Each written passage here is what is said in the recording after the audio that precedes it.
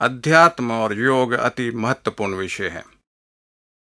अध्यात्म का सीधा सीधा अर्थ आत्म अध्ययन से है और योग का तात्पर्य आत्ममय हो जाने से है।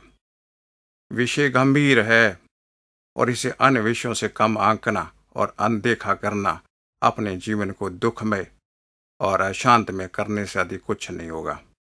भगवान शंकर इस विषय के प्रथम अनुसंधानकर्ता थे। उन्होंने इस विषय को 5 हिस्सों में बांटा। यही पंचकोश और पंचमुखी गायत्री कहलाई। जो इन कोशों के परम रहस्य को जानता है वह ही निश्चय परम गति को प्राप्त होता है। मनुष्यों के शरीर अन्न से बनते हैं।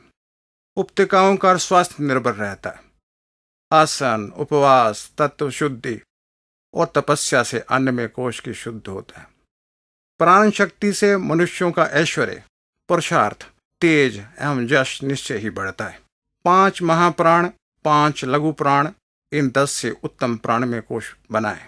बंद, मुद्रा और प्राणायाम द्वारा जतनशील पुरुष को जय प्राण में कोश सिद्ध होता है।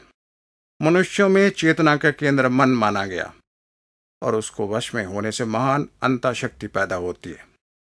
ध्यान, त्राटक, तन्मात्रा और जप, इनकी साधना करने से मनों में कोश अत्यंत उज्जवल होता है। संसार और अपना ठीक ठीक और पूरा पूरा ज्ञान होने को विज्ञानवेताओं ने विज्ञान कहा। सोहम की साधना, आत्मानुभूति, स्वरों का संयम और ग्रंथि भेद, इनकी सिद्धि से जतनशील की आत्मा में विज्ञान में कोश प्रबुद्ध होता है। आनंद आवरण की उन्नत से अत्यंत शांति देने वाली तुरीय अवस्था साधक को संसार में प्राप्त होती है।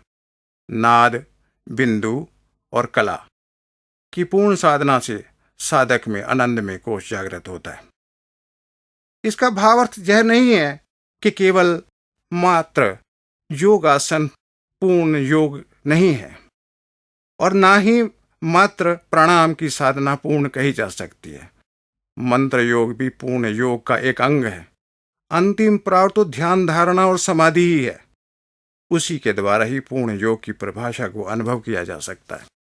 लेकिन ध्यान का पाठ प्रथम दिन पढ़ाया जाना कैसे संगत हो सकता है? ध्यान तो स्वयं ही घटने की एक आंतरिक क्रिया है। सारे प्रथम प्रयास तो इस स्तर तक पहुंचने के लिए करने ही पड़ते हैं। तभी तो एक गुरु के सभी शिष्य उत्तीर्ण हो सकते हैं। स्वयं ध्यान बिना गायत्री को जागृत किए बिना संभव हो ही नहीं सकता।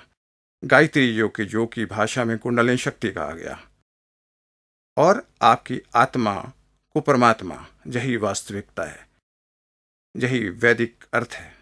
समाधि के बाद अपने आप प्रथम किए गए सभी प्रयासों का त्याग करना ही पड़ता है।